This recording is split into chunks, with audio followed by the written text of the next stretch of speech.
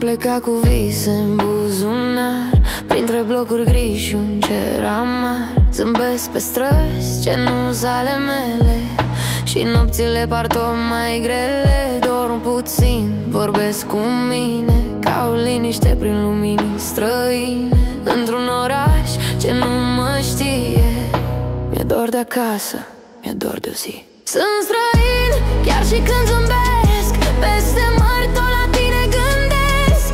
Mama plânge când nu sun, eu promit, mâine o să sun. Sunt străin, cu suflet românesc, mi-e dor de casă și nu glumesc. Mi-e dor de noi, mi-e dor de drum, mi-e dor de acasă, oricât de mult fug.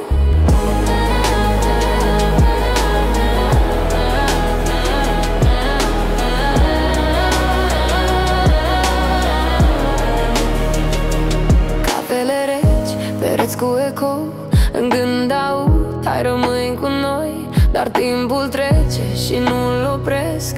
Aici muncesc, dar nu trăiesc. Mesaje scurte, apeluri rare, toți mă întreabă, e bine oare? Zic că da, dar nu e așa. Mi-e dor de mine, dor de casă. Sunt străin, chiar și când zâmbesc, peste mări tot la tine gândesc.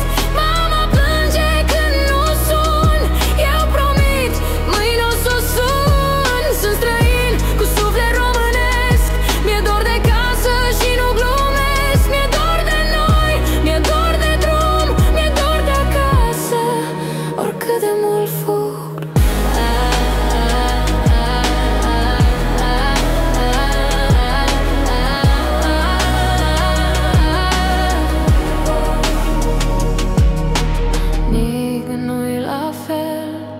Oricât aș avea, fără